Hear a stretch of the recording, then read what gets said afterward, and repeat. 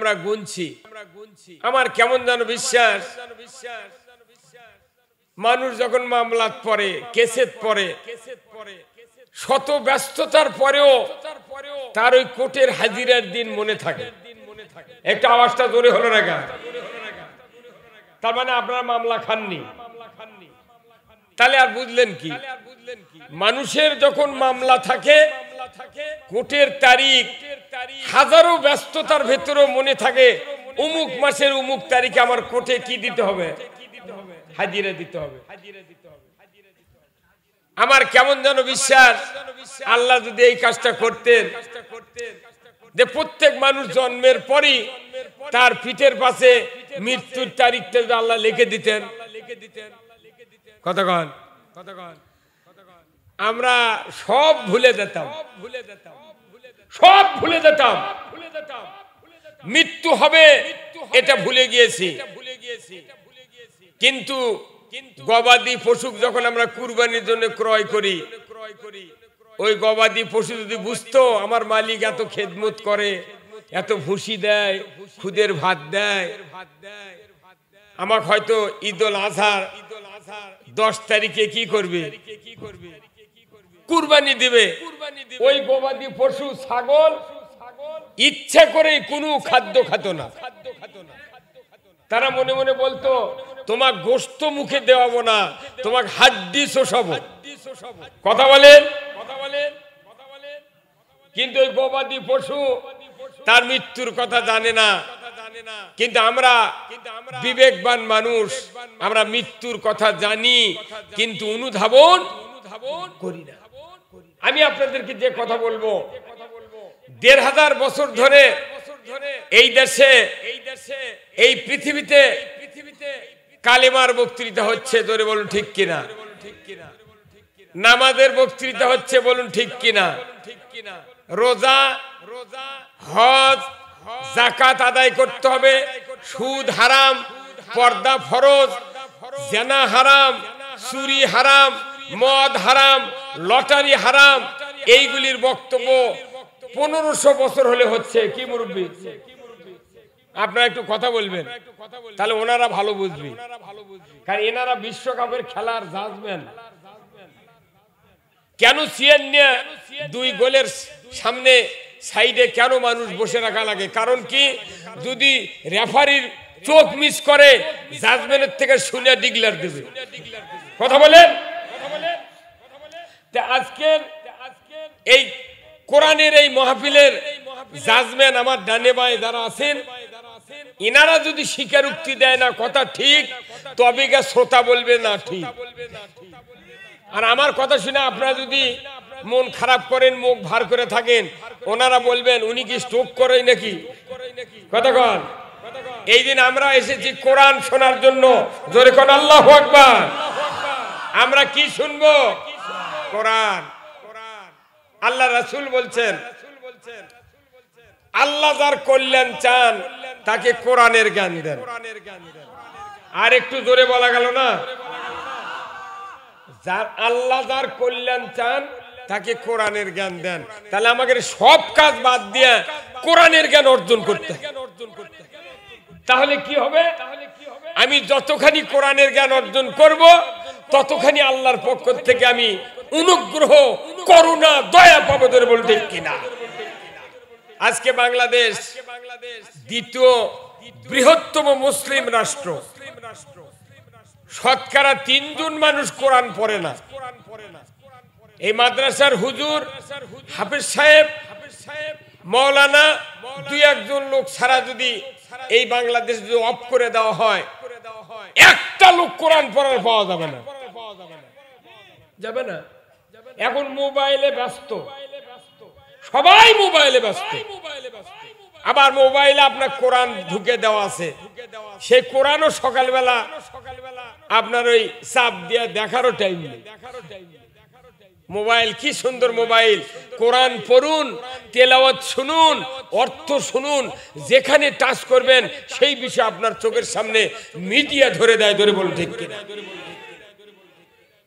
তাহলে আপনি কিতাবও খুললেন না, মোবাইলও পড়লেন না, তাহলে এই বছর অন্তরে একবার করে বক্তৃতা শুনে বছরে একবার যদি ঘড়ির চাবি দেওয়া হয় ঘড়ি চলবি, হ্যাঁ? ব্যাটারির যদি চার্জ ফুরে যায় তাহলে ব্যাটারি মাঝে মধ্যে 15 দিন পর পর চার্জ দিতে হয়। আর আমাদের দেশে ইমানক চার্জ দিয়ে 1 বছর পর পর, 1 বছরের মধ্যে ওই অ্যাসিড শুকিয়ে যায়, প্লেট কানা হয়ে যায়, আবার নতুন সিজনালে বিভিন্ন পার্টস বদলে আবার এদের চার্জার ঢুকে দিয়েছেন। তাও কি চার্জ ফুল হয়? আজকে 2 ঘন্টা চার্জ দিলেন ওই হুজুর, আমি দেবো 2 ঘন্টা। 4 ঘন্টা চার্জের পর ফজরের নামাজের মুয়াজ্জিন মরবি আজান দেয়া কিন্তু চেতন পাবেন না। কথা কন, তাহলে এই চার্জ থাকলো, তার মানে এখান থেকে বাড়ান শেষ, চার্জও শেষ। আমি একটু চার্জ দেব, আপনাদেরকে শুনতে রাজি আছেন? তাহলে একটু না আপনাদের পরীক্ষা করব, দেখি আপনাদের চার্জ নেওয়ার মতো প্লেট ঠিক আছে কিনা। আমি কিছু তাকবীর দেব, আপনাদের উত্তর দিতে হবে। রাজি আছেন? তাকবীর হবে কার নামে? আল্লাহর নামে তাকবীর দিতে অসুবিধা আছে? আল্লাহর রাসূল বলছেন আহাব্বুল কালামে ইলাল্লাহি আরবা, আমার আল্লাহর কাছে 4টি কথা সবচেয়ে প্রিয়, তারই 4 নাম্বার হলো আল্লাহু আকবার। এই আল্লাহু আকবার ধ্বনি যে মুসলমান দিবে তার নামটা আরশ আজিমে পৌঁছে যায়। আল্লাহু আকবার, লিল্লাহে তাকবীর, নারায়ে তাকবীর, নারায়ে তাকবীর। আল কোরআনের আলো, আল হাদিসের আলো, এতই ঘরত জ্বালালেন। ১,৫০০ বছর মধ্যে ৬০০ বছর এই কোরআন সংসদে ছিল, ৬০০ বছরের পর ৯০০ বছর হচ্ছে এই কোরআন আছে ঘরত। কতক্ষণ? এই কোরআন হলো সংসদের কিতাব। কিয়ামত 400 বার হবে, দুনিয়া 800 বার সৃষ্টি হবে। এই কোরআন যতক্ষণ সংবিধান রচনা করা হয় ওই জায়গায় যদি রাখতে না পারেন, আল্লাহর ইজ্জতের কসম, দুনিয়ায় নবীও যদি থাকে দুনিয়াতে শান্তি হতে পারে না, পারে না। এই কথাটাই মানুষকে আমরা বুঝাতে পারছি না। এই কোরআন পৃথিবীতে যদি কায়েম হয়ে যায়, নামাজের জন্য বক্তব্য লাগবে না, চুরি বন্ধের জন্য বক্তব্য লাগবে না, জেনা বন্ধের জন্য বক্তব্য লাগবে না, আপনি অন্যায় বন্ধের জন্য বক্তব্য লাগবে না। কি কথা ঠিক কিনা? তাহলে আপনি কেন এই বক্তৃতা দিয়ে মায়না আমাকে মেরে ফেলে দিচ্ছেন? নামাজের আইন কায়েম হবে, নামাজ আদায় হবে। আল্লাহু আকবার। আবার ভাইরা, আজ থেকে ১,৫০০ বছর আগে আল্লাহ রাব্বুল আলামিন পৃথিবীর জমিনে নবী প্রেরণ করলেন। আমার আপনার নবীকে দায়িত্ব দেওয়া হলো, আমার রাসূল পৃথিবীর জমিনে আপনি চলে যান, আপনাকে আমি একটা মাত্র দায়িত্ব দেব, যে দায়িত্ব পালন যদি করতে পারেন, তামাম পৃথিবীর মানুষ যদি তার আনুগত্য করতে পারে, আমার আল্লাহ বলেছেন পৃথিবীটা হবে জান্নাতের ভূখণ্ড, যেখানে চুরি থাকবে না, জানা থাকবে না, কোনো হানাহানি মারামারি থাকবে না, কোনো হিংসা থাকবে না। এই পৃথিবী বানানোর জন্য আপনাকে প্রেরণ করেছি। হুজুর আমাদের সামনে বলে দিলেন কোরআনের আয়াত থেকে। আল্লাহর নবী বললেন কুল্লাহবিতু মিনহা জামিআ ফাইম্মা ইয়াতিয়ান্নাকুম মিন্নি হুদান ফামান তাবিয়া হুদায়া ফালা খাউফুন আলাইহিম ওয়ালা হুম ইয়াহজানুন। আমার আল্লাহ বললেন, ও দুনিয়ার আদম বংশধর, পৃথিবীর জমিনে নেমে যাও, মিন্নি হুদান, আমার তরফ থেকে যে হাদায়াত বাণী যাবে, ফামান তাবিয়া, যদি এতাত করতে পারো, ফালা খাউফুন, তোমাদের জন্য কোনো ভয় নাই, ওয়ালা হুম ইয়াহজানুন, তোমাদের জন্য কোনো দুশ্চিন্তা হবে না। জোরে কোন সুবহানাল্লাহ। কোরআন মানলে ভয় নাই, চিন্তা নাই, কার কথা? সবাই বলেন কার কথা? তাহলে এটা পজিটিভ উত্তর। কোরআন মানলে ভয় নাই, এটা আল্লাহর কথা। যদি কেউ ইচ্ছা করে কোরআন যদি না মানি, রাসূলের আদর্শ যদি না মানি, আমার আল্লাহ বলেছেন ওয়াল্লাযিনা কাফারু ওয়া কাযযাবু বিআয়াতিনা উলাইকা আসহাবুন নারি হুম ফিহা খালিদুন। আমার আল্লাহ বলছেন, ও আমার বান্দা বান্দীগণ, তোমরা যদি আমার কথাগুলিকে মিথ্যা মনে করো, অবিশ্বাস করো, আর যদি ঘাড় মটকে যদি বিপরীত দিকে চলতে থাকো, আমি রব্বুল আলামিন বলে দিচ্ছি তোমরা দুনিয়াতে অশান্তি ভোগ করবে, আর আখিরাতে তোমরা জাহান্নামের আগুনের সাথী সঙ্গী হবে। তাহলে এই দুটার কথা এই কোরআনুল কারিমে ৬৬৬৬টি আয়াত রয়েছে। এই আয়াতগুলি বোঝার জন্য এই দুইটি আয়াতই যথেষ্ট। এর এক কথায় প্রকাশ হলো কোরআন মানলে জান্নাতি, না মানলে কোরআন মানলে আর না মানলে। এই বাংলাদেশ গোটা যদি পেপারিং করা হয়, একটা লোক আমি দেখতে চাই যে জাহান্নামে যেতে চাই কোরআন হাদিস না মানে, তাকে ১ কোটি টাকা দেওয়া হবে। বাংলাদেশে মনে হয় এই লোকও পাওয়া যাবে, পাওয়া যাবে। এই বাংলার মাটিতে কোরআনকে পা দিয়ে দলিত মথিত করা হচ্ছে, বল ঠিক কিনা? এই কোরআনে আগুন দেওয়া হচ্ছে।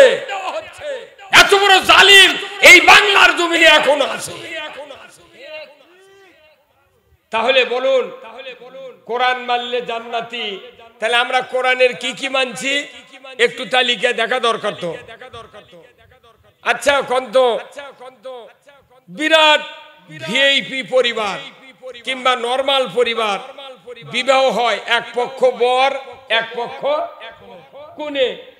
বিবাহের অনুষ্ঠানে ওই মেয়ের বাড়িতে যখন বর ওনার স্ত্রীকে উঠায় নিয়ে আসেন, সেই দিন অনেক আত্মীয় স্বজন দান দেয় না ভাই? দান দেয় কিনা? হুন্ডা প্রথম দানের ১ নাম্বার হলো Honda. Motor cycle, Gixxer, Apache, Pulsar, না R15, কতক্ষণ এটা ১ নাম্বার তালিকায় থাকে।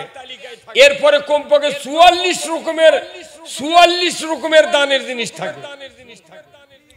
যখন কন্যা তুলে দেন তখন ওই মিয়া পক্ষের লোকেরা, ওই মিয়ার ভগ্নিপতি, বড় ভাই, তারা লিস্ট করে কি কি দিলাম। কতক্ষণ কি কি দিলাম, কেন দেয়? যদি ভবিষ্যতে কোনো গন্ডগোল হয় তাহলে 2 পয়েন্ট ওই তালিকে ধরে ফেরত দেব। কি হয় কতক্ষণ টাকা? আল্লাহ তাআলা এই পৃথিবীতে মানুষগুলিকে নিয়ামত দিয়েছেন, অনেকগুলি নিয়ামত। তার তালিকা কোরআন আর হাদিসে আছে, আছে না নাই? আছে না? এই তালিকা দিয়ে আল্লাহ আমাকে পাঠাচ্ছেন। এই তালিকার মধ্যে আমাদের হুকুম আছে, নিষেধ আছে। কে কতখানি নিষেধ পরিত্যাগ করলো, কে হুকুম মানলো, এর চেহারা, এর দৃশ্য কে দেখছেন? আল্লাহ।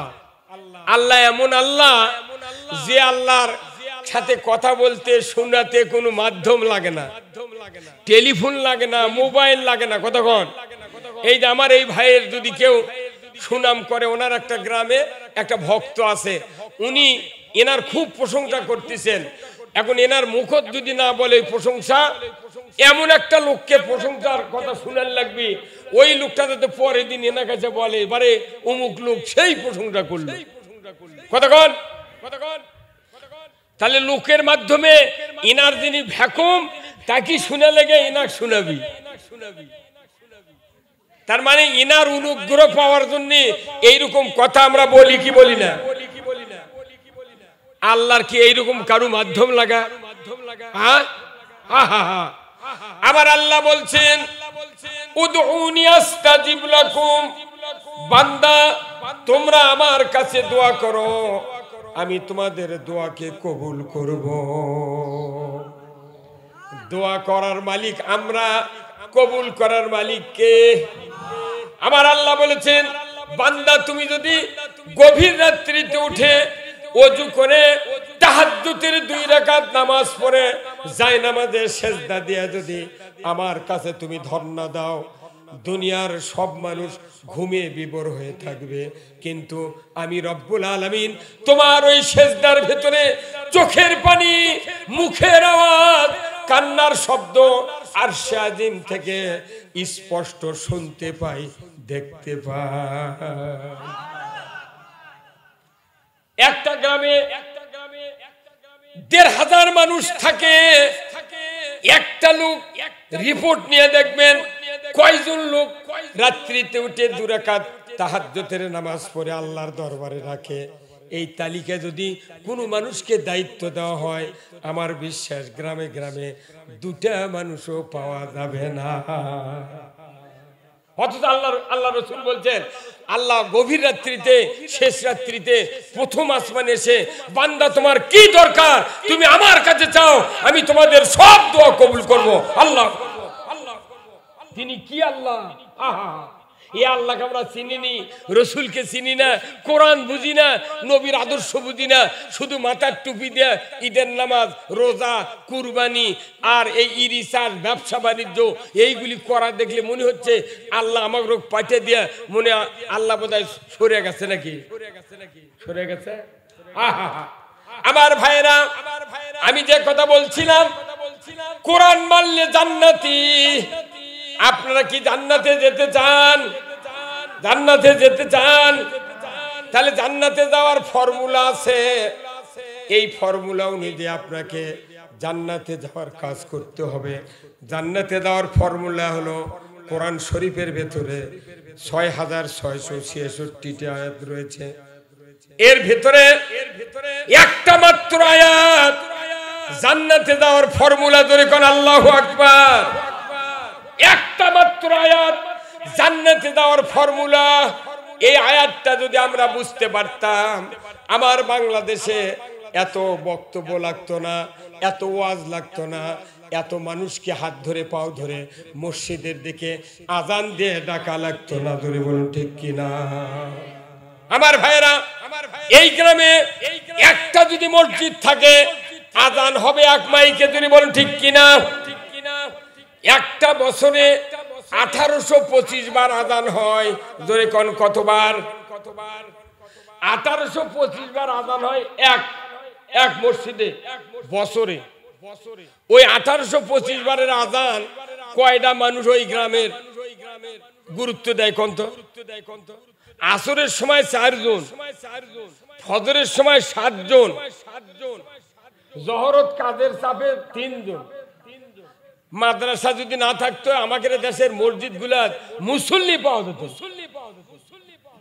কারণ কি? 1825 বারের আজান আমার কানে শুনে কিন্তু গুরুত্ব দিই না। আমার রাসূল বলছেন, যারা তোমরা আজান শোনার পর মসজিদে হাজির হও না, আমার বিশ্বাস, আমার ইচ্ছা হয় যে খড়কুটা দিয়া ওই আগুন লাগায় দিয়া তোমার বাড়ি ঘর জ্বালায় দিই। আর আপনি একলা একলা বুড়া মানুষ মসজিদে যাচ্ছেন, 3-4টা ছেলে ঘরের মধ্যে লাখ ডেকে ঘুম পাড়িচ্ছে।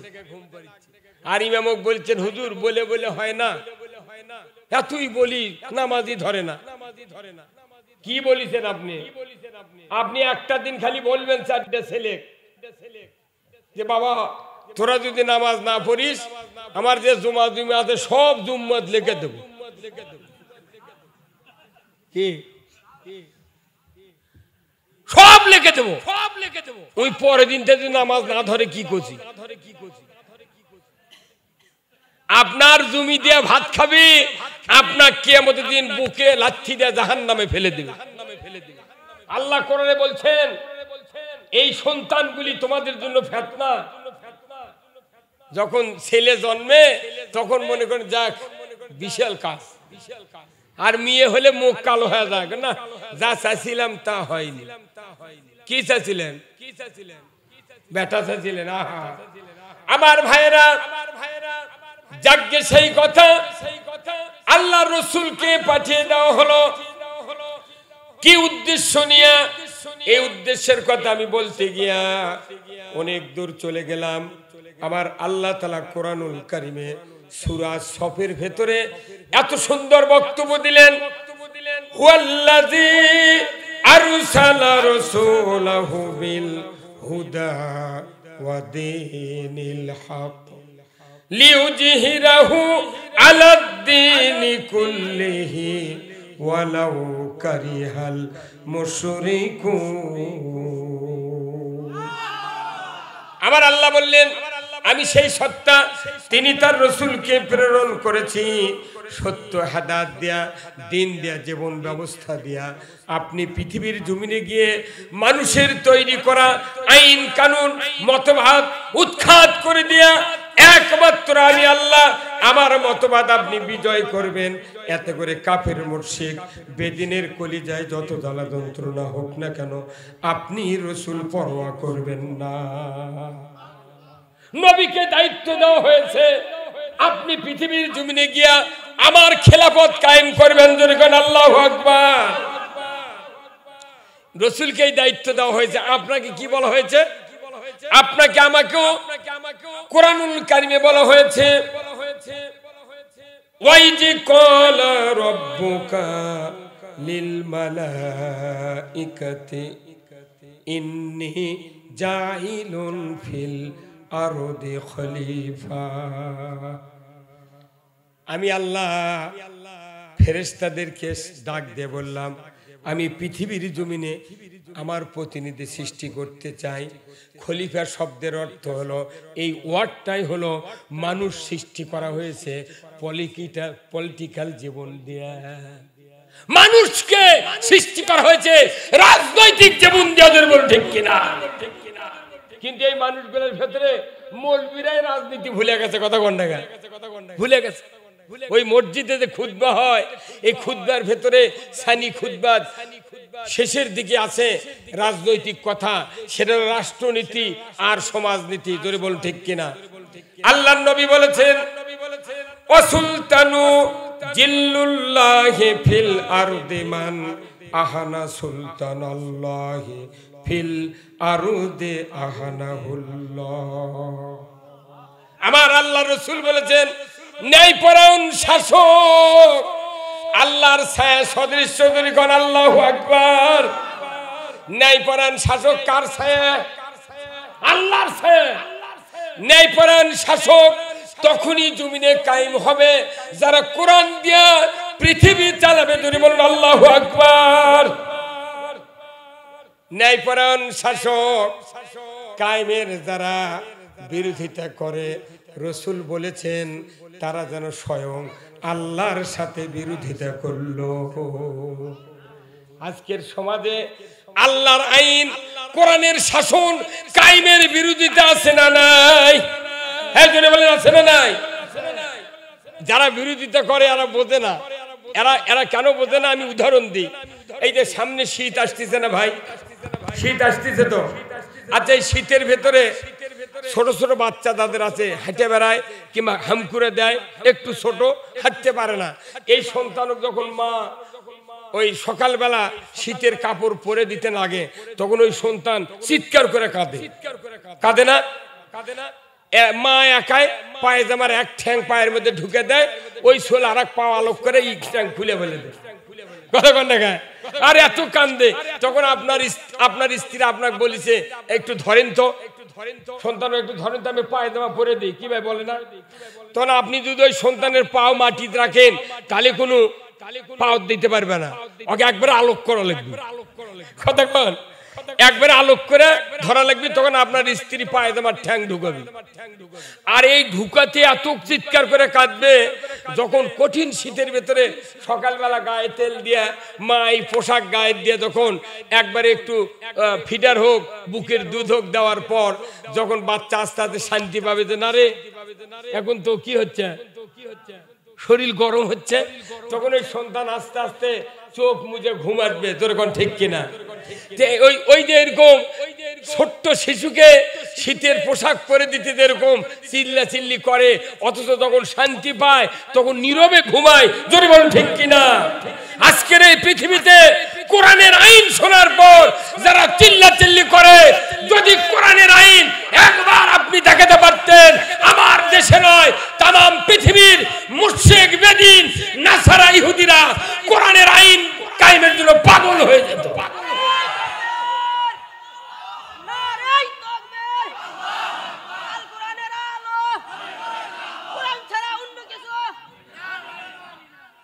আপনি যদি কোরআনের পক্ষে থাকেন, আপনার জীবনের গুনাহ আল্লাহ মাফ করে দেবেন। মূলত আমরা পৃথিবীতে এসেছি শুধু রাজনৈতিকভাবে এই কোরআনকে কায়েম করার জন্য। জোরে কোন সুবহানাল্লাহ। আবার ভাইরা, আজ থেকে ১৫০০ বছর আগে আল্লাহর নবী মক্কা থেকে মদিনায় হিজরত করলেন, মসজিদে নববী তৈরি করলেন। আল্লাহর নবী মদিনার মাটিকে ইসলামী রাষ্ট্রে ঘোষণা দিলেন। উনি এক পর্যায়ে ঘোষণা দেওয়ার পর ওই মসজিদে নববীর ইমামতি কে করেছিলেন? মসজিদে নববীর ইমামতি কে করছিলেন? রাসূল সাল্লাল্লাহু আলাইহি সাল্লাম। উনি রাষ্ট্রনায়ক ছিলেন, আবার মসজিদে নববীর কি ছিলেন? ইমাম ছিলেন। আল্লাহর নবী 10টি বছর মদিনার মসজিদের ইমাম ছিলেন। জোরে কোন আল্লাহু আকবার। যে মসজিদের নববীর কাছে বাংলাদেশের লক্ষ লক্ষ হাজি সাহেবেরা গিয়া জিয়ারত করে রাসূলের রওজায় সালাম দেয়। জোরে বলুন ঠিক কিনা? আল্লাহর নবীর রওজার সামনে দাঁড়ালে ঈমান যদি থাকে, এই হাজি সাহেবের কলিজার ভিতরে থরথর করে কম্পন হয়ে যায়। জোরে বলুন ঠিক কিনা?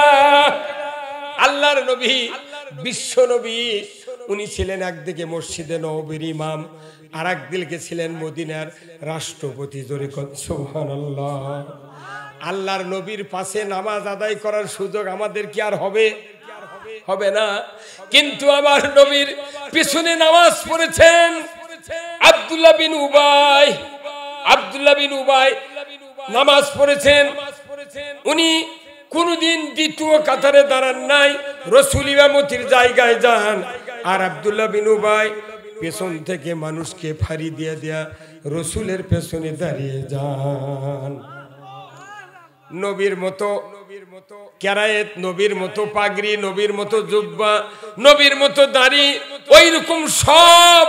কিন্তু ওই নবীজি ওই মানুষের জানাজার পর হাত তুলে যখন আল্লাহর দরবারে দোয়া করেছেন, আল্লাহ আব্দুল্লাহ বিন উবাইকে মাফ করে দেন। ঈমান এনেছিল ঠিক, আমার থেকে কথাগুলি শুনে আবু জেহেলের কাছে ট্রান্সফার করে দিত, এই আব্দুল্লাহ উবাইকে আপনি মাফ করে দেন। আল্লাহ তাআলা ডাইরেক্ট বললেন, নবী হে, আপনি যদি ৭০ বার যদি দোয়া করেন, আমি আল্লাহ আব্দুল্লাহ বিন উবাইয়ের জন্য দোয়া কবুল করব না। একবারে নেগেটিভ, দোয়া কবুল করা হবে না। কেন করবেন না? বললেন, আল্লাহ ও আমার হাবিব, এই আব্দুল্লাহ বিন উবাইয়ের সব ভালো ছিল, কিন্তু কোরআন বিজয় হোক এটা তার অন্তরে চিন্তা ছিল না। অন্তরে চিন্তা ছিল না যে কোরআন বিজয় হোক। আজকে ইমানদারের সমাজে ইমানদার আছে, কিন্তু কোরআন বিজয় চায় না। জোরে বলুন ঠিক কিনা? আপনারা কি কোরআন বিজয় চান? কারা কারা চান? দুহাত তুলে দেখা।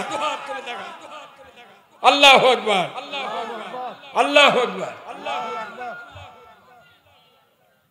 কোরআন বিজয় চান, আপনার জন্য কম মানের মৌলানা যদি জানাজা করে আপনার জান্নাত হয়ে যাবে। জোরে কোন সুবহানাল্লাহ। মেইন কাজ হলো কোরআন বিজয় চাওয়া। আল্লাহু আকবার। কোরআনের পক্ষে না হলে তো কাজ হবে না। এই জন্য কোরআন হলো গাইড, এটা জীবন ব্যবস্থা। আমি বলতেছিলাম জান্নাতে আমরা যেতে চাই, কিন্তু ফর্মুলা মানতে হবে। জোরে বলুন ঠিক কিনা? তাহলে ফর্মুলা কি? আপনারা জানেন এই বাংলাদেশে জেনারেলি শিক্ষিত হাই স্কুল আছে না ভাই? আছে না? হাই স্কুলে দেখবেন আপনার ইয়ে আছে, অ্যালজাবরা নামে একটা অঙ্ক আছে না, বীজগণিত। বীজগণিত করতে গেলে একটা ফর্মুলা মুখস্থ লাগবে, সেটা হলো a + b whole square. a + b whole স্কয়ারের ফর্মুলা জানলে আপনি আলজাবরা করতে পারবেন। কেউ যদি পাটিগণিত করতে চান তাহলে 1 1 1 2 1 কে 2 2 দোকানে 4 3 3 কে 9 4 4 16 5 6 30 7 7 49। আমাকে যদি ওই রাস্তার যদি কেউ বলে হুজুর এই দিক তো শিকারপুর না, এই দিক দিয়ে যান, আমি কি যাব? আচ্ছা যদি আমি যাই তাহলে কি কোথায় যাব? শোলগাছি। তাহলে আমরা যাবো শোলগাছি। ওই রকম এই পৃথিবীতে আল্লাহ বলছেন তোমরা যদি নবীর অনুসরণের মাধ্যমে আমাকে ভালোবাসো তাহলে আমারও ভালোবাসা তোমরা পাবে। শুধু তাই নয়, আমার আল্লাহ বললেন ভালোবেসেই ক্ষান্ত হব না। আমার যারা এই ভাগ্যবান বান্দা বান্দি হবে নবীর অনুসরণের মাধ্যমে আমাকে ভালোবাসবে, আমিও তাদেরকে ভালোবাসবো। এমন ভাগ্যবান লোক আমি দয়া করে খুশি হয়ে ওই বান্দা বান্দির ইয়াগফিরু লাকুম যুনুবাকুম তামাম জীবনের সমস্ত গুনাহগুলি মাফ করে দেব। সব গুনাহ মাফ। আল্লাহু আকবার। তাহলে গুনাহ মাফ হলে ওই লোকের জায়গা কোথায়? আরো জোরে বলালি কোথায়? আল্লাহর যদি কেউ ভালোবাসা পায় তার জায়গা কোথায়? নবী অনুসরণ করলে তার জায়গা কোথায়? তাহলে দেখেন পুরো কোরআনের ভিতরে একটা ফর্মুলা, আপনি যা করবেন নবীর অনুসরণ ছাড়া কখনোই করা যাবে না। আচ্ছা রসুলের রওজা আছে না? ওখানে মসজিদে নববী আছে না? আচ্ছা কোনদিন কোন হাজি কি নিয়ত করে বাড়ি থেকে গেছে যে আল্লাহ আমি যাচ্ছি, আমার তো বিয়ে করে সোলপুল নাই, তো ওটি যা না জিয়ারত কর্ম খাজি দেবো করে, যাতে আল্লাহ তুই একটা বেটা দিস। হ্যাঁ, এই যে 4 লাখ টাকা খরচ করে হাজিরা যায়, কোনদিন কি মানত করে? কে তেসালাত যায় কে? মোয়াস্তান যায় কে? মাথা কামাবের কাছে, মুখত ভাত দিবের কাছে, সোল নাই মাথার যাচ্ছে বাবা ইয়া খাজা বাবা দাও কথা কর। তাহলে যতগুলা মাজার আছে, যতগুলা কবর আছে, শ্রেষ্ঠ কবর হলো মদিনার মাটিতে, যদি বল ঠিক কিনা? সেখানে যদি মানত করা না চলে, সেখানে যদি জিয়ারত করা পোলাঘাটে মহিলা পুরুষকে যদি করা না যায়, এখানে কেমন করে আমার ওখানে কেমন করে হয়, যদি বল ঠিক কিনা? আল্লাহ ছাড়া কাউকে কিছু চাওয়ার কোনো অধিকার নাই। কি বেজার হলেন? তাহলে আপনি নবীর অনুসরণ করলে আপনি জান্নাতে যাবেন। কার কথা? তাহলে এখন অনুসরণ কি কি করা লাগবে একটু যাই, যাব না? তাহলে শুনুন, আজ থেকে 1500 বছর আগে নয়, 6500 বছর আগে এই পৃথিবীর জমিনে আপনার আমার মুসলমান জাতির একজন পিতা এসেছিলেন। তার নামটা কি বলুন তো? হযরত ইব্রাহিম আলাইহিস সালাম। আল্লাহর নবী ইব্রাহিম আলাইহিস সালাম, আল্লাহ নিজে বলেছেন মিল্লাতা আবিকুম ইব্রাহিম ওয়া সাম্মাকুমুল মুসলিমিন। যে মুসলমান জাতির পিতা ইব্রাহিম আলাইহিস সালাম, ধরে কোন আল্লাহু আকবার। কত হাজার বছর আগে? 6500 বছর আগে। উনি যখন ইসমাইল আলাইহিস সালামকে আর হাজেরাকে যখন মরুবাস দিলেন, এই মক্কার ওই মরুভূমির ভিতরে রেখে আসলেন, জনহীন মানবহীন এলাকা, কোনো গাছ নাই, পানি নাই, কিচ্ছু নাই। 1 মশক পানি 9টা বা 7টা খুরমা দিয়া হাজেরা ওখানে রাখিবার যাচ্ছেন, চলে যাচ্ছেন। 86 বছরের বেটা, 86 বছর বয়সের বেটা, আহা বুড়া বয়সে একটা বেটা চল হচ্ছে, তাকে নিয়ে যাচ্ছে মরুবাস দিবার, বাড়িতে রাখা যাবে না। কার হুকুম? আর আমাকে রে বেটার চল হলে দাদা লিয়া ময়না টুটুল। বেটার বউ যদি আমার নাতিক মারে আমি রাগ করি, এই খবরদার আমার নাতির গায়ে হাত দিও না। আর 86 বছরের বৃদ্ধ মানুষের একটা সন্তান হসে, ডাইরেক্ট মরু প্রান্তরে নিয়ে যাচ্ছে, তাকে মরুবাস দেওয়ার জন্য। এটা কি কমতা জ্বালাতন? আমার ভাইরা, হযরত ইব্রাহিম আলাইহিস সালাম সন্তানকে রেখে চলে আসলেন। বেশ কিছুদিন পর, প্রায় বয়স যখন 9 বছর হয়ে গেল, আমার আল্লাহ বললেন, ও ইব্রাহিম, তোমার সবচেয়ে প্রিয় বস্তু যেটা আছে সেটা আমার রাস্তায় কুরবানি করো। প্রিয় বস্তু আমার রাহে কুরবানি করো। আল্লাহু আকবার। আল্লাহর নবী ইব্রাহিম আলাইহিস সালাম প্রথম দিন স্বপ্নে দেখার পর 100টি উট কুরবানি করলেন। দ্বিতীয় দিন 100টি করলেন, তৃতীয় দিন 100টি করলেন। মোট মিলে কত? 300 উট জবেহ করার পর আল্লাহ তাআলা ডাইরেক্ট বললেন, ইব্রাহিম কুরবানি হয় নাই, কুরবানি হয় নাই। আর আমাকে ভেড়া দিতে হাবসে যায়। জমি আছে, গরু আছে, বাড়ি আছে, পুকুর আছে, তাও করতে কুরবানি দেওয়াই লাগবে। ওই 15 জনে 1 ভাগ কুরবানি দেয়। একটা বাড়ির 15 জন মানুষ, ওই 1 ভাগ লিছে কতক্ষণ? তা আবার কি 7 জনে গরু কুরবানি দিচ্ছে, 4 জন বেনামাজি, 3 জন নামাজি। ওই নামাজি কেন কুরবানি শেষ? কতক্ষণ? আল্লাহ তাআলা কোরআনে বলছেন, কুল ইন্না সলাতি ওয়া নুসুকি ওয়া মাহিয়ায়া ওয়া মামাতি লিল্লাহি রাব্বিল আলামিন। আল্লাহু আকবার। যে নামাজ কার জন্য, কুরবানি কার জন্য, বাঁচে থাকা কার জন্য, মৃত্যুবরণ করা কার জন্য?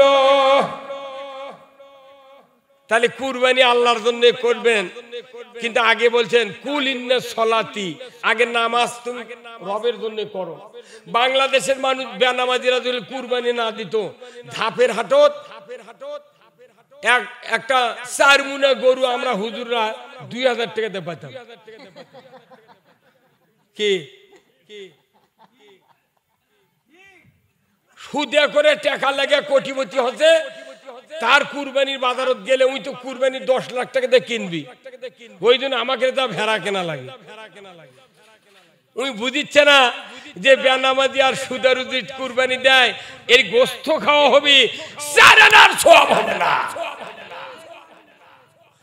হবে না। তাহলে বলুন তো, 9 বছর বয়সে আল্লাহর নবী ইব্রাহিম আলাইহিস সালাম ঘোষণা দিলেন, আল্লাহ 300টি উট কুরবানি দিলাম, এখনো কুরবানি হয় নাই, আমার অপরাধ কি? বলে, ইব্রাহিম তোমার প্রিয় বস্তু আমার রাস্তায় কুরবানি করো। আল্লাহর নবী ইব্রাহিম আলাইহিস সালাম চিন্তা করলেন, আমার সবচেয়ে প্রিয় বস্তু হলো ইসমাইল। জোরে কোন আল্লাহু আকবার। এই ইসমাইল ছাড়া আমার প্রাণের ধন, প্রিয় বস্তু আর কিছুই নাই। উনি আবার ফিলিস্তিন থেকে উটের পিঠে উঠে চলে গেলেন মক্কায়। মক্কায় গিয়ে উনি তখন হাজেরার সামনে দাঁড়িয়ে বলেন, হাজেরা আতর গোলাপ সরবা খুরব লাগাইয়া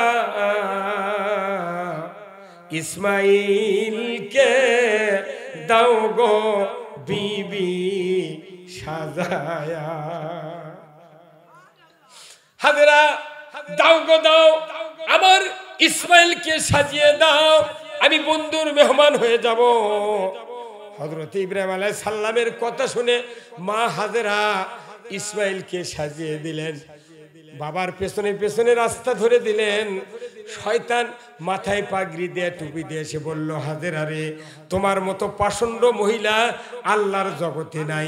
এই বৃদ্ধ বয়সে তুমি সন্তান পেলে, আর এই সন্তানকে ইব্রাহিমের সাথে দিলে। তুমি জানো না ইব্রাহিমের বগলের তলে আছে ছুরি, পকেটে আছে দড়ি। মিনা প্রান্তরে গিয়া এই ইসমাইলকে কুরবানি দেবে। খবরদার খবরদার, ওই ইসমাইলকে তুমি ইব্রাহিমের সাথে পাঠায় দিও না। আমার ভাইরা, এই কথা শোনার সাথে সাথেই আমাদের মায়েরা, আমাদের স্ত্রীরা বলতো, খবরদার, হে বাবা আইতরে, তোর বাপ জব করবি। কতক্ষণ টাকা?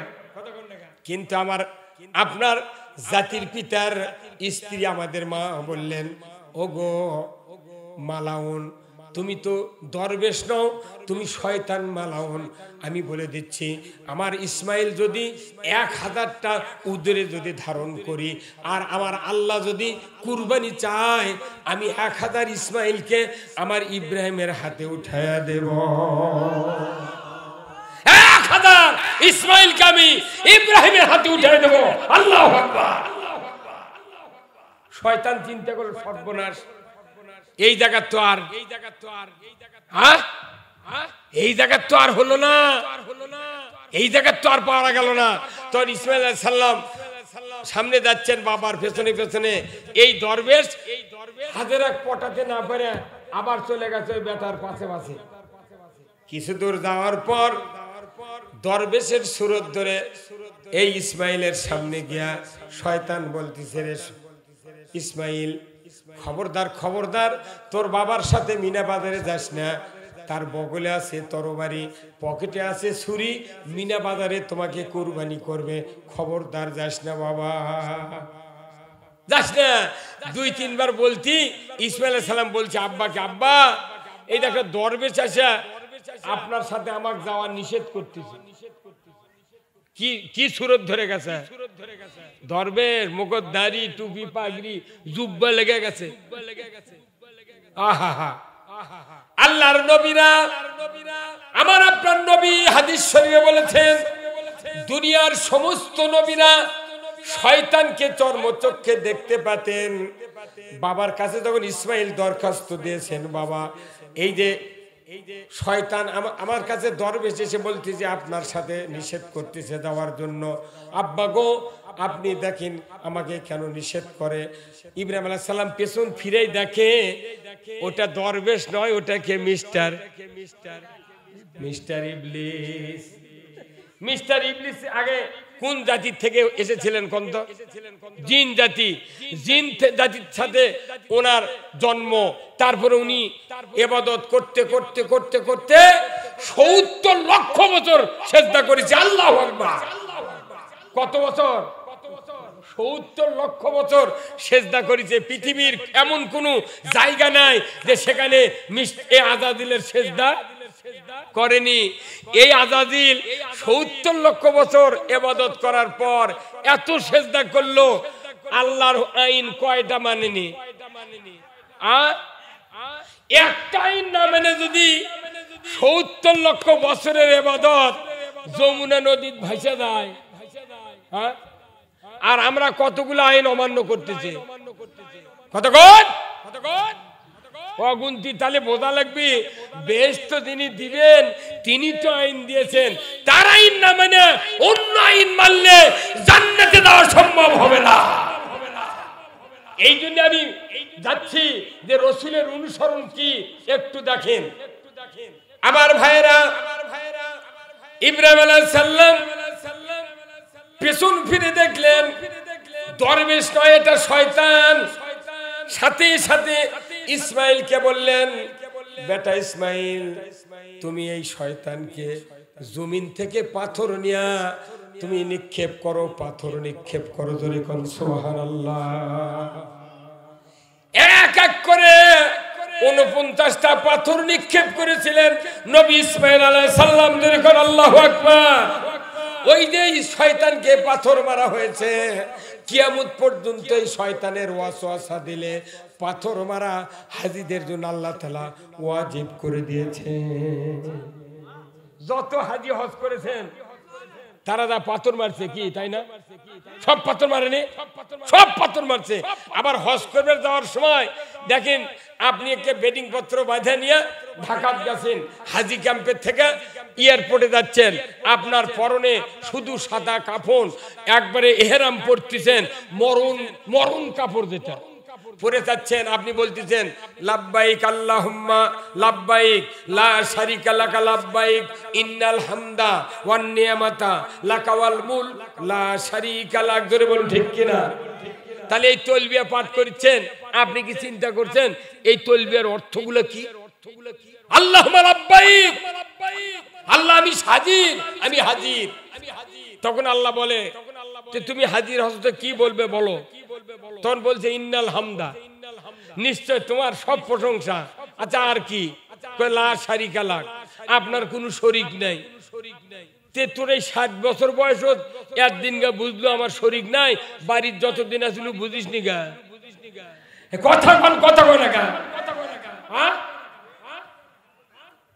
এই হজ করবে যা বলিচ্ছে লা শারিকা লাক। এতদিন কি করছি আমরা? আমরা মনে করি মাজারে সেজদা দিলে মুশরিক, আমরা মনে করি গাছের কাছে কিছু চাইলে মুশরিক, মরা মানুষের কাছে কিছু চাইলে মুশরিক। না, সবচেয়ে বড় মুশরিক হলো আল্লাহর আইন বাদ দিয়ে যারা অন্য কোন আইন মানে, ই হলো 1 নাম্বার মুশরিক। আওয়াজটা ধীরে হলো গা? হ্যাঁ, সবাই বলেন ঠিক কিনা? একমাত্র আল্লাহর আইন যদি না মানা হয় তাই মুশরিক। এখন এই লোকটা 60 বছর বয়সে হজ করবে যা বলিচ্ছে লা শারিকা লাক। তাহলে লা শারিকা লাকের উত্তর 60 বছর বয়স হচ্ছে, আমরা এই আওয়াজ তুলতে হবে। আমরা হজে যাওয়ার সময় যেরকম আল্লাহর শরীক নাই দিব্যি কণ্ঠে উচ্চারণ করি, যতদিন দুনিয়ায় 10 বছর থেকে বিবেক পাবো কাউকে আল্লাহর সাথে শরীক করব না। সুদ হারাম, এটা কে করেছেন? আর যারা সুদ হালাল করেছেন, হ্যাঁ, কয় শাক ভাত খাবো না, গোস্ত খা, স্বামীর কথা শুনবো না, ভাঙ্গা কুড়ে থাকবো না, ঝড় বাদল মানবো না, কিস্তি দেওয়া বন্ধ করবো না, যায় থাকিতে সাহেবের ডিউটি কোনদিন অমান্য করবো না। কি কিস্তি ছাড়া বাড়ি নাই, মেক্সি ছাড়া মহিলা নাই, পাঙ্গাস ছাড়া মাছ নাই। কি কতক্ষণ? শতকরা 4-5 জন লোক থাকতে পারে একটা করে গ্রামে, 2 জন 3 জন থাকতে পারে কিস্তি না লওয়া। আবার যারা বড় বড় ধনী ধনী লোক, এরা আবার করছে কি 10 লাখ 50 কোটি 20 লক্ষ টাকা সিসি লোন করছে। ভাই, সিসি লোন করে বিরাট হার্ডওয়াশের দোকান, বিরাট দোকান। কিয়ামতের দিন আল্লাহ এই সিসি লোনের পার্টি করে বলবি এর করে একত্র কর, এর কত টাকার সিসি লোন লাগবে আমি আজ দেব। আবার এই সিসি লোন মানে কি জানেন? এটা হরকত দিয়ে যদি পরে যারা আলিম ওলামা আছেন, হাফেজ সাহেব আছেন, ছাত্র আছেন, তারা বোঝে হরকত দিয়ে পড়লে এই সিসি তাড়াতাড়ি পড়তে হবে। কি হরকতের উচ্চারণ তাড়াতাড়ি করিয়া পড়িতে হয়, তাহলে সিসি। এই সিসি লোন যদি তাড়াতাড়ি পড়া হয় তাহলে হয় সিসি। কতক্ষণ? এখন এই মুরব্বী আছে আমার কাছে বসে, আমি বক্তা, আমার এই কাপড়ে যদি মানুষের মল কিংবা গবাদি পশুর মল যদি ভরে, অবশ্যই ভাই বলবেন, ইনি বলবেন সিসি হুজুর আপনার কাপড় কি? কত গনে গা? তা আল্লাহ কিয়ামতের দিন এই সিসি বাটিক ডাকবি, আয় বাবাই তোর কত টাকার দরকার, সব সিসি পাত্তার মাঝে। আশ্চর্য কথা, নিজে সুদের মধ্যে ডুব দিয়ে থাকে, মানুষকে সুদি কারবারের সাথে জড়িত করার চিন্তা করে। এই লোকগুলি কিয়ামতের ময়দানে জাহান্নামে দাউ দাউ করে জ্বলবে। অনুরোধ করতেছি, এই দুনিয়ার 60 বছরের ভেতরে এত ভিআইপির দরকার নাই, এত টাকার দরকার নাই। চলতে যা লাগবে তারই উপর হালাল পন্থায় চলে যান, মৃত্যুবরণ করবে, আপনি জান্নাতে যাবেন। জোরে বলুন আল্লাহু আকবার। আমার ভাইরা, হযরত ইব্রাহিম আলাইহিস সালাম ছেলেকে বললেন, ইসমাইল পাথর নিক্ষেপ করো। ওটা দরবেশ নয়, এটা হলো শয়তান। পাথর নিক্ষেপ করো। 49টা পাথর মারার পর শয়তান যখন ব্যাক করে চলে গিয়েছে, ইব্রাহিম আলাইহিস সালাম বললেন, বাবা এখন চলে আসো, আমরা তাড়াতাড়ি করে মিনা বাজারে যাব। মিনা বাজারে যাওয়ার পর ইব্রাহিম আলাইহিস সালাম বললেন, ইসমাইল তুমি আমার সন্তান, আমি তোমার বাবা, বাবা তোমাকে জবহ করব, তোমার মতামত কি? ইন্নী আরা ফিল মানামি আন্নী আযবাহু, বাবা আমি স্বপ্নে দেখেছি তোমাকে আমি জবে করতেছি, কুরবানি দিচ্ছি, তোমার মতামত কি? সাথে সাথে 9 বছরের কিশোর বলে উঠলেন, ইনশাআল্লাহু মিনাস সাবিরিন। আল্লাহর নবী ইব্রাহিম, আমার আব্বা, আমি 9 বছরের কিশোর বলছি, আপনি জবেও করেন, আমাকে আপনি ধৈর্যশীলের সাথীদের সাথে পাবেন। ধরে কোন আল্লাহু আকবার। বাপে জব করতে চাচ্ছে, তাও বলিছে ধৈর্যশীল, আমি ধৈর্যশীলের সাথে পাবেন। আর এখনকার বাপে যদি যুবকদেরকে মসজিদে আজানের জন্য, নামাজের জন্য ডাক দেয়, তাহলে যুবক বড় বড় চোখ পাকে বাবার দিকে তাকায়, বড় বড় চোখ করে। কিন্তু আমার রাসূল বলছেন, ও যুবক, ও সন্তান, তোমরা পিতার চেহারার দিকে গরম চোখে তাকাবে না। তোমরা যত নেক নিয়তে, যত নরম চোখে, যত মায়াবী চোখে পিতার দিকে তাকাবে, আমি আল্লাহ রাসূল বলছি, তোমার আমলনামায় আল্লাহ তাআলা একটা কবুল হজের সওয়াব দিয়ে দিবে। ধরে কোন আল্লাহু আকবার। তো এই সন্তান আপনি কেজিত পরে পাবেন কত কোনে, কোথায় পড়ার লাগবে? মাদ্রাসা যায় দেখবেন, কোরআন তো পড়ায়, আবার ওই হুজুররা করে কি ট্রেনিং দেওয়া হয়, বাবা তোমার মা বেঁচে আছে, বাবা আছে, তাহলে তোমরা মা বাবাকে যায় সালাম দেবে। সুবহানাল্লাহ। এই ট্রেনিং দেওয়ায় মা বাবাকে সালাম দাও, বাবার সাথে মুসাফা করবে, নরম নজরে মায়াবী কণ্ঠে আব্বাকে সালাম দেবে, চৌকি দিয়া তুমি দেখবে তোমার আব্বাকে তোমার আমলনামার আল্লাহ হজের সওয়াব দিয়ে দেবে। এই পরামর্শ যদি 6 বছরের থেকে ওই সন্তানক মাদ্রাসার হুজুররা দেয়, ওই সন্তান খারাপ হবি ভাই। কথা কয় না কে? হ্যাঁ। আর আপনি প্রাইমারি হাই স্কুলে পড়ছেন, করছে যে এই অনলাইনে ক্লাস হবি, এই টাচ মোবাইল কিনে দেওয়া লাগবে। বাপক পিঠে মোবাইল কিনে লেছে, নিয়ে এখন লেখা নাই, পড়া নাই, ওই যে গেম খেলাবার লাগিছে, অনবরত খালি ইনকে। কতক্ষণ টাকা আমরা দেখি ছোটবেলার পায়ের মোজা, নাক মোজা, কান টুপি, হাত মোজা, এখন এসে আঙ্গুল মোজা। কতক্ষণ টাকা এই বুড়া লোকের দেশে কালো মোজা, দেখা সাথিয়ালার আগে ঠোস দিচ্ছিল। তাহলে লোকের কত খাটনি হচ্ছে, সেদিন মুজা দিয়ে টিপিচ্ছে। কোনটি অনলাইনের ক্লাস, কোনটি এখন? এমন মর্দের বুঝতেছে, গেম খেলিচ্ছে, আবার ফেসবুকে করছে, 2 ঘন্টার ভেতরে এত টাকা কামায়। আমাকে এগুলো বক্তৃতা দিতে মানে শুনবি? আর ওর ব্রেন তৈরি করেছে অনলাইনে, মিডিয়ার মাধ্যমে অপসংস্কৃতি, কুসংস্কৃতি শিখানো হচ্ছে। আর আমরা বছরে একদিন বক্তৃতা দিচ্ছি। এই যুবকদেরকে যদি ভালো বানাতে চান, জান্নাতি যুবক বানাতে চান, সন্তানকে যদি ইমানদার বানাতে চান, ওই সন্তানের দ্বারা যদি আপনি জান্নাতে যেতে চান, মাদ্রাসায় দিয়া তার চরিত্র আল্লাহমুখী করতে হবে। ধরে বলুন ঠিক কিনা? আপনি মরণের সময় জান্নাতে যাবেন ডাইরেক্ট। রাসূল বলছেন, তুমি মৃত্যুর সময় যদি সন্তানের মুখের তেলাওয়াত কোরআন শুনতে শুনতে মারা দাও, নির্ঘাত তুমি জান্নাতি। কারণ কোরআন ছাড়া ইমানের মৃত্যু নসিব হবে না।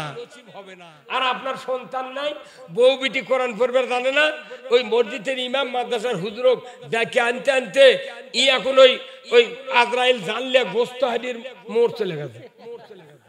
কত কনে গা? হ্যাঁ, আপনি যে হুজুরক দিয়ে কোরআন পড়ে নিবেন, জানাজা করে নিবেন, ইমামতি করে নিবেন, ওই হুজুরক আপনি গালিয়াচ্ছেন, আর নিজের বেটা কেজি দিয়া বেতন বাড়াচ্ছেন। কয়টা মসজিদের ইমাম বেতন পায় দেখেন তো? একটা প্রাইমারি মাস্টার 43,000 টাকা বেতন পায়, আর মসজিদের ইমাম 3,000 টাকা মাস বেতন দেয়, তাই মোতাল্লি 6 জগ পানি খায়। কি কথা কোন টাকা? আমার দেশের ইমামগুলা বেতন বাড়ানোর বক্তৃতা করতে পারে না, তারা মোতাল্লির ভয়ে চুপ করে থাকে, যা দেয় তাই নেয়। কি মসজিদে যারা কমিটি আছে, এদের দায়িত্ব ইমামদের বাড়ি ঘরের যত দায় দায়িত্ব আছে সব একবার নির্বিঘ্নে সেটা ইয়ে করা, ভরণ পোষণের ব্যবস্থা করা। এর বাড়িতে হাট করার টাকা নাই, বইয়ের মাথার তেল নাই, প্যারাশুটের তেল নাই, কাপড় নাই, ওই শেষদার যা দোয়া কবে, ওই খালি কবে ব্লাউজ না পেটিকোট। আর সরকারি অফিসাররা সরকারি অফিসারের বাড়ির বিড়াল শুদ্ধ হজ করবে না কে ভাই কি কথা খারাপ কোনো যারা সরকারি চাকরি করে একটা সরকারি অফিসার এর বাড়ির বিড়াল শুদ্ধ হজ করবে না সাথে এত টাকা পায় আর মসজিদের ইমামের বয়স যখন বেড়ে যায় দাঁত পড়ে যায় তখন হুজুর আপনার দাঁত পড়ে গেছে কথা বোঝা যায় না আপনি দাঁড়ান আসেন না হ্যাঁ আর প্রাইমারি মাস্টার 32 বছর চাকরি করে 1 কোটি টাকা গ্র্যাচুইটি পেনশন পায় সারা জীবন হাফ বেতন পাবি মরে যাবি ওর বউ পাবি বউয়ের ন্যাংরা বেটা থাকলে তাও পাবি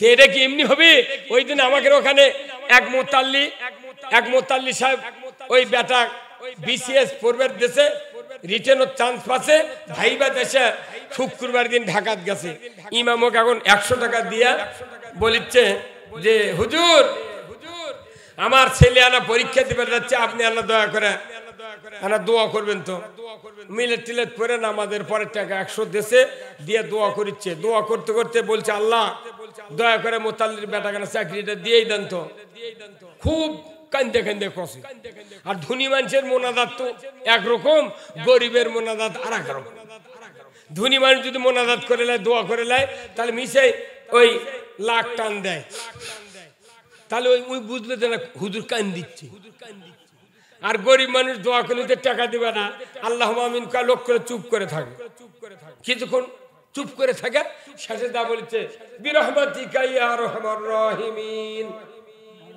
কে তুই কলু কি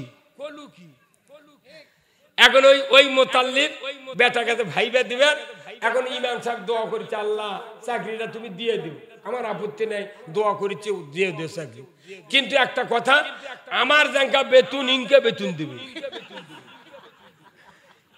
এই মোতাল্লির বেটা যে চাকরি পাবি আমার বেতনের সমান বেতন দান হয় মোতাল্লি তোর দোয়া সারে দিয়ে এত বড় বড় চোখ করছে কি ব্যাপার আপনি এইরকম বেতন দিলেন মানে আপনার মতো বেতন হবি গা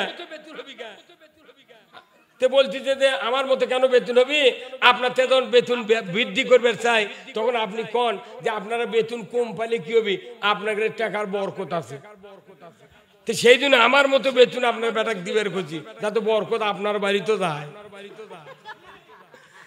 এখন মোনাজাত সার্চ করে করছে না তা হলো না এই কাম হলো না তো করছে না আমি বেটাকে লেখাপড়া শিখাতে বহু টাকা খরচ করছি তো আমার আব্বা আমাকে মাদ্রাসার পরে থেকে টাকা পয়সা খরচ করেনি আপনার খালি খরচ হচ্ছে আপনাকে না বুঝক আল্লাহ যে হুজুর কম টাকা বেতন দিলে ক্যাঙ্কা হয় তুমি না বুঝছো কথা কয় সৌদি আরবে আমি 2018 সালে হজে গেছিলাম তো বাংলাদেশের একটা কুমিল্লার লোক ওই সৌদি আরবে খাদিমগিরি করে ঝাড়টার দেয় আমি বললাম ভাই আমি একটা কথা শুনবো রে কি কথা যে মক্কার ইমামের বেতন কত তখন বলিচ্ছে হুজুর যা কসিন আরজান কর না কে বলছে আপনার এটা জানবেন বলে আপনাকে ধরে নিয়ে দেবেন বাপের বেতনের কথা শুনলে ধরে না আপনি কে বেতনের কথা শুনবেন আমরাই শুনবার পারি না আপনি শুনবেন কে আমি কোনো ভাই শোনো আমি কাউকে কম না খালি তোমাকে বললাম তো দেয় সেই আবার বেতন শেষ পর্যন্ত গেলে নাস্তা করে আমি বলি ভাই বলতো আমার এটা দরকার আছে তো বলিচ্ছে হুজুর সৌদি সরকার ওই কাবা শরীফের ইমামের হাতত ফাঁকা চেক দেয় একবার ফাঁকা চেক দিয়া ইমামক বলে হুজুর আপনার এই মাসে কত টাকা লাগবে আপনি লেখে নেন সুবহানাল্লাহ কইলেন না আপনি যা দরকার লেখে নেন কি আর সরকার দেশে জুম্মার টাকা ওই মুয়াজ্জিনক ইমামক দেশে টাকা সরকার ওই কমিটি যা মুয়াজ্জিনক সাইদে লিয়ে দেয় ইমামক সাইদে লিয়ে দেয় সই লিয়ে টাকা তুলে ওই টাকা লিয়ে জুম্মার ক্যাশত জমা দিয়ে জগ দেয়নি মুসলিম আমি সৈনিক আমি চির রণবীর আল্লাহকে ছাড়া কাউকে মানি না নারাই তাকবীর বীর মুসলমান ধরো আল কুরআন ফিরায়া আনো সেই হারানো সম্মান বীর মুসলমান নারাই তাকবীর আল্লাহ আল্লাহু আকবার তুলো ধুনি ধরায় রাখবার বীর মুসলমান ধরো আল কুরআন ফিরায়া আনো সেই হারানো সম্মান বীর মুসলমান। আমরা বীরের জাত। আজকে কোরআন না মানার কারণে ইন্দুর বিড়াল শিখে আমাদের মাথা লাগতেছে।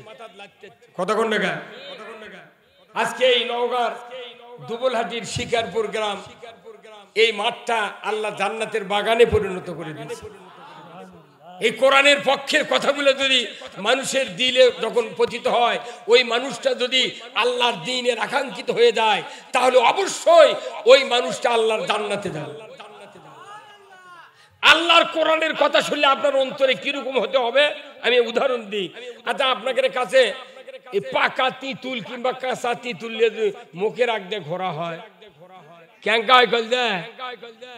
আরে কেউ কেউ জোশের ঠেলে টাইনে ছিঁড়ে লেখা কি ভাই কথা বল না, এইটা তোরে ঘুরিস কে, মানে তিতুল দেখা মাত্র জিবাত পানি হচ্ছে। ইমানদার দ্বারা কোরআনের পক্ষের কথা শোনা মাত্রই ওর অন্তরের মধ্যে মোহব্বতের পানি, মোহব্বতের তীব্র ইমানের শক্তির জ্বালা পয়দা হতে হবে।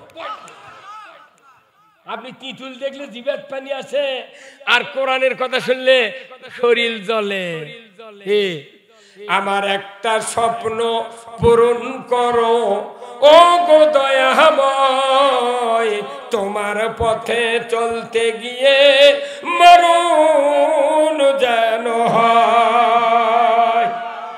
আমার একটা স্বপ্ন পূরণ করো ও গো দয়াময়, তোমার পথে চলতে গিয়ে মরণ যেন হয়। আমি অটল যেন থাকতে পারি আল কোরআনের পথে, ধৈর্য নিয়ে চলতে পারি দিন কায়েমের পথে। আমায় ধৈর্য দিও, সাহস দিও ও গো দয়াময়, তোমার পথে চলতে গিয়ে মরণ যেন হয়। আল্লাহ রাসূল সাহাবাদের এই প্রতিজ্ঞা ছিল। আর আমরা এমন লোক আছে, আমি যে দল করি ওই দলের কথা কয়ে মরে যাবো, আছে না নাই? কোথায় মুসলমান? এই মুসলমানের তীব্র আকাঙ্ক্ষা হতে হবে কোরআন পাওয়ার জন্য। ধরে বলুন ঠিক কিনা? আমার ভাইয়েরা, আমি বলতেছিলাম আল্লাহ রাব্বুল আলামিন আজকের এই তাফসিরুল কোরআন মাহফিলে, ওয়াজ মাহফিলে যুবক ভাইরা যে চেষ্টা করে কোরআনের মাহফিলের আয়োজন করেছেন, এই মাহফিলটা দীর্ঘদিন নয়, আজকে প্রথম বর্ষ। ধরে বলুন ঠিক কিনা? আজকের এই দিনে এই যুবক ভাইরা ইচ্ছা করলে গানের কাজ করতে পারতেন। ধরে বলুন ঠিক কিনা? তারা বিভিন্ন অশ্লীলতা দেখাতে পারতেন, ঠিক কিনা? কিন্তু আমার রাসূল বলেছেন, যখন যুবকেরা ইসলামের দিকে যখন ভাবমূর্তি ঘুরিয়ে দেবে, যুবকরা যখন ইসলামের ছায়া তলে আসবে, আল্লাহর রাসূল বলেছেন তখন পৃথিবীতে ইসলামের বিজয় হয়ে যাবে। যাদের জন্ম দেওয়াই সন্তানগুলি কোরআনের প্রোগ্রামের আয়োজন করেছেন, মুরব্বী দ্বারা সহযোগিতা করেছেন, আল্লাহর ইজ্জতের কসম, একটা মানুষ কোরআন মানুষকে শুনানোর ব্যবস্থা যারা করে, এই কাজ যারা করবে, নির্ঘাত তারা কিয়ামতের ময়দানে দায়ীর কাতারে উঠে যাবে। অথচ আজকের বাংলাদেশে আপনাদের কাছে আমি আন্তরিক ধন্যবাদ প্রকাশ করছি। আজকের এই মাঠটা এত মানুষ দিয়ে আপনারা ভরিয়ে দিয়েছেন। এখানে যদি গান হতো, এত মানুষ আর বাংলাদেশে যায় না, যায়। গান টান হেরে গেছে। সিনেমা হল এখন পেজের গোডাউন, সিনেমা হল পেজের গোডাউন এখন। হায় রে, সিনেমা এই মাহফিলে যারা ৭৫-৮০ বছরের বয়স্কের মুরব্বী আছেন, হয়তো তার কেড়ে জীবনে সিনেমার গুণ আছে আমল নামা, কারণ অনেকদিন আগে সিনেমা দেখেছি, একবার ৩-৪ শো মারে যাচ্ছে বগুড়া। কিন্তু এখন এই 14 বছর থেকে 10 বছর থেকে 22 বছরের যুবক পর্যন্ত কারো আমলনামায় সিনেমার গুনাহ নেই, স্ক্রিন টাচের গুনাহ থাকতে পারে কি? তাহলে এই যুবকরা আলীর উত্তরসূরি, এই যুবকেরা আল্লাহর দ্বীনের সৈনিক, জোরে বলুন ঠিক কিনা? ওই যে সোনার টুকরা মাদ্রাসার ছাত্ররা দাঁড়িয়ে আছে, ওই সন্তানের কত দাম? আপনাদের প্রতি বাড়ি বাড়ি একটা করে হাফেজে কোরআন, একটা করে আলিম, একটা করে হাফেজ তৈরি করতে হবে, জোরে বলুন রাজি আছেন? এই নওগাঁর দুবলহাটি উমর ফারুক হুজুর নাই, এখানে অনেক মাদ্রাসা, একটা নাতিক দেন, একটা ছেলেক দেন, আপনি মরণের সময় আপনার ছেলের মুখে শুনতে পারবেন ইয়াসিন ওয়াল কোরআনিল হাকিম। আমার আল্লাহর নবী বলেছেন মরণের সময় যখন হয়ে যাবে, শয়তান বাবার সুরতে ডান দিকে বসবে, মায়ের সুরতে বাম দিকে বসবে। এই মায়ের সুরতের শয়তান বলবে, বাবারে 10 মাস 10 দিন উদরে ধারণ করেছিলাম, তোমাকে 2.5 বছর দুগ্ধ পান করিয়েছিলাম, 5 বছর মেথরের কাজ করেছিলাম, রে বেটা আমি মরণের সময় নাসারা ধর্ম গ্রহণ করে মারা গিয়েছি, তুমি নাসারা হইয়া মরো, তোমার ভালো হবে। বাবার সুরতে ডান দিকে বলবে, রে বেটা আমি 40 বছর তোমাকে মাথার ঘাম পায়ে ফেলে লালন পালন করেছিলাম, তুমি জেনে রাখো তোমাকে খাওয়াই না, আমি এই সহ্য করতে পারি না, আমি তোমার খাওয়ার ব্যবস্থা করে দিয়েছি, চিকিৎসার ব্যবস্থা করে দিয়েছি, পোশাকের ব্যবস্থা করে দিয়েছি, রে বেটা আমি মরণের সময় ইহুদি ধর্ম গ্রহণ করে মারা গিয়েছি, তুমি ইহুদি হইয়া মরো। বলুন তো এই দুইজন শয়তানের কথা শোনা যাবে কি? যাবে? আমার নবী বলেছেন ওই সময় যদি একটা নাতিনুৎকর, একটা সন্তান, একটা আলিম সন্তান, হাফেজা যদি একজন মহিলা থাকে, মেয়ে সন্তান থাকে, নবীজি বলেছেন ওই সন্তান কোরআন মেলে যদি পড়তে পারে, ইয়াসিন ওয়াল কোরআনিল হাকিম ইন্নাকা লামিনাল মুরসালিন আলা সিরাতিম মুস্তাকিম তানজিলাল আজিজির রহিম। আমার নবী বলেছেন এই কোরআন শোনা মাত্রই ওই শয়তান দুই দিক থেকে ভাগিয়ে যাবে। বিশ্ব নবী, আখেরি নবী জনাবে মুহাম্মদুর রাসূলুল্লাহ সাল্লাল্লাহু আলাইহি সাল্লাম বলেছেন, আমি মদিনার রওজা থেকে ঠিক থাকতে পারবো না, আমি আমার ওই খাঁটি উম্মতের অন্তিম শয্যার বিছানায় চলে যাব, আমি বলবো, ও আমার উম্মত ভয় করো না, ভয় করো না, যে সন্তান তুমি জন্ম দিয়া আমার আল্লাহর ওহির জ্ঞান তোমার কানে মরণের সময় শোনাইয়া দিল, এই তো সেই তোমার সন্তান। ওগো আমার উম্মত, খবরদার খবরদার, তুমি যে ভালো কাজ করেছো, কোনো টেনশন নাই, তোমার শয়তান ভাগিয়ে গিয়েছে, তুমি আমার চেহারা দেখো আর ইমানের কোলে তুমি ঘুমিয়ে যাও। এইরকম সন্তান কয়জনের আছে? আবার রসুল বলছেন কেউ যদি একটা সন্তান দিয়া নিজের জানাজা তৈরি করতে পারেন, এই সন্তানের কারণে ওই পিতামাতার তাম জীবনের গুনাহ খাটনির উপরে আল্লাহ তাআলা মাফ করে দেবে। জোরে করে আল্লাহু আকবার। অন্য মানুষের জানাজা করা আর আপনার সন্তানের জানাজা করা কি এক? জোরে বলুন এক। আচ্ছা ভাই, কোনদিন কি আপনাকে পিঠে চুল কয় না? চুলকান বোঝেন? পিঠের তো চুল কয়। আচ্ছা আপনার হাত হয়তো হাতও পাচ্ছেন না ওই জায়গা, তাহলে চুলকে মজা আছে? এখন আপনার দরকার হলে দেওয়ালের একটা কানির যা পিঠ ডলা লাগবে, না একটা সিমেন্টের গোজর যা ডলা লাগবে, কিন্তু আবার ভয় আছে যদি চামড়া ছিলে যায়। কি কথা কন না? এখন আপনার গোজো চুলকাতে ভয় করছে, সিমেন্টের দেওয়াল যেতে ভয় করছে, চুলকানের মানুষ কি আছে? হয়তো একটা নাতিন আছে কিংবা স্ত্রী আছে, তাকে বলেছেন এই আমার পেটে তো না চুলকে দাও তো, তখন আপনার স্ত্রী যদি চুলকে দিবার লাগে, তাহলে হাত হলো স্ত্রী আর পিঠ আপনার, কোনটি চুলকাচ্ছে স্ত্রী তো জানে না।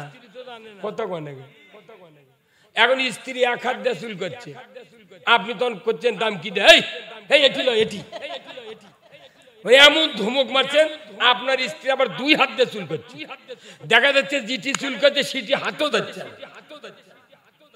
কি, আর যেটি চুল করছে ওটি তো আপনার হাত পুঁছে যায়, আরো 10 মিনিট চুলকায়। কি কথা কন? তাহলে নিজের হাতে, নিজের পিঠে, নিজের শরীরে চুলকালে যে মজা, তার চেয়ে 100 গুণ মজা হলো একটা সন্তান দেয়া মরণের সময় দানাদা করা। বাপরে কেজিত পরে বেদি বানাচ্ছে। আর আমাকে কইতে ফকরে বিদ্যা শিখবো, তে ফকরে বিদ্যা জানাজা কে করে?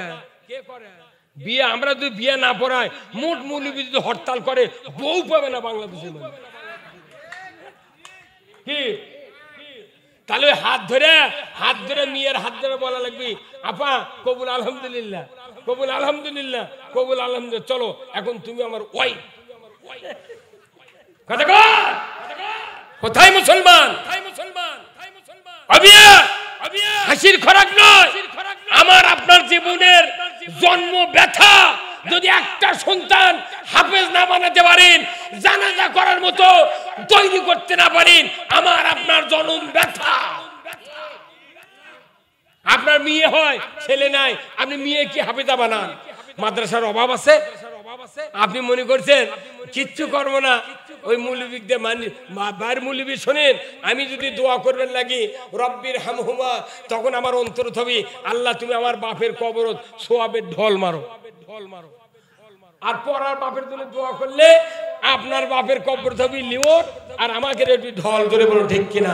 এই জন্য আসুন আমরা নিজেদের সন্তানদেরকে যদি বড় হয়ে যায়, তাহলে সন্তানের সন্তানকে হাফেজ বানাবো, আলিম বানাবো। রাজি আছি? কারা কারা রাজি আছি? দু হাত তুলে দেখা। আলহামদুলিল্লাহ। এই জন্যে আল্লাহ তাআলা কোরআনে বলছেন যে পিতামাতার জন্য একটা দোয়া নাযিল করছে কোরআন শরীফে। আল্লাহ তাআলা বলছেন, হে দুনিয়ার পিতামাতারা, তোমরা আমার কাছে দোয়া করো যাতে ওই সন্তানগুলি হক্কানি আলিম হয়, মুত্তাকির ইমাম হয়। জোরে কোন সুবহানাল্লাহ। আল্লাহ বলছেন, রব্বানা হাবলানা মিন আজওয়াজিনা ওয়া যুররিয়াতিনা কুররাতা আয়ুনি ওয়াজআলনা লিল মুত্তাকিনা ইমামা। আমার আল্লাহ বলেছেন, ও দুনিয়ার পিতারা, আল্লাহর দরবারে দোয়া করো যাতে করে পৃথিবীর যত সন্তান তোমাকে আল্লাহ দিবে, এই সন্তানগুলিকে যেন আল্লাহ মুত্তাকিদের ইমাম বানিয়ে দেয়। যদি আপনার সন্তান মুত্তাকির ইমাম হয়, ওই চক্ষু দিয়ে সন্তানকে দেখবেন, আপনার চক্ষু শীতল হয়ে যাবে। জোরে কন্যা সুবহানাল্লাহ।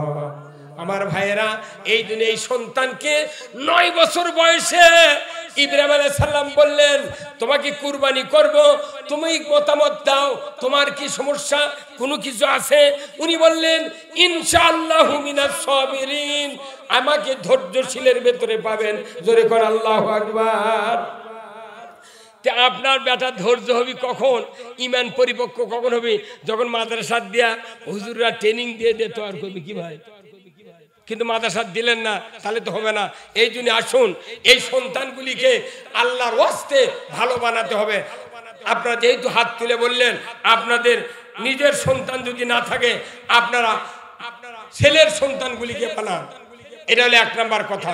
2 নাম্বার হলো, আমি বলতেছিলাম যে নবীর আদর্শ কিভাবে অনুসরণ করবে। ইব্রাহিম আলাইহিস সালাম তরবারি চালাচ্ছেন, নিজের চোখ বাঁধলেন, ইসমাইলের হাত পা বেঁধলেন, বললেন, বাবা তুমি সহ, তোমাকে আমি জবাই করব।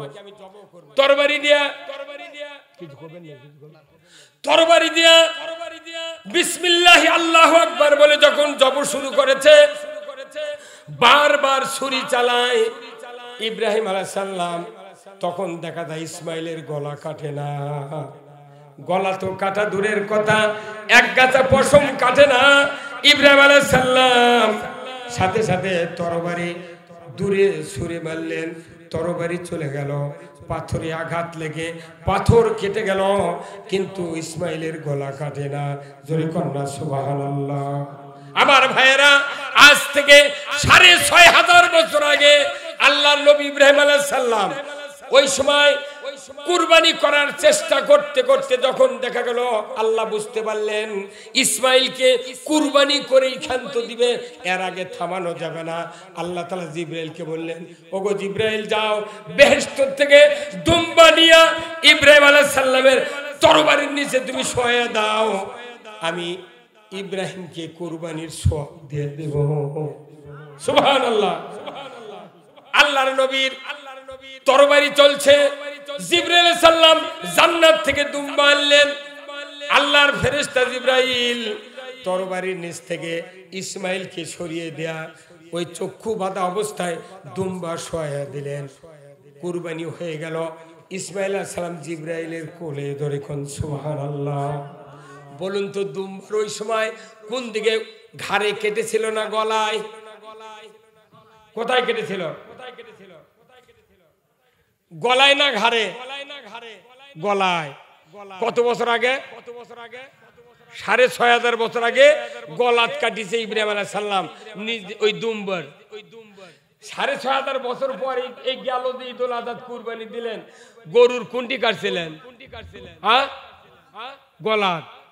6.5 বছর আগে, 6000 বছর আগেকার সুন্নাত গলাত কাটতেছেন। কতক্ষণ?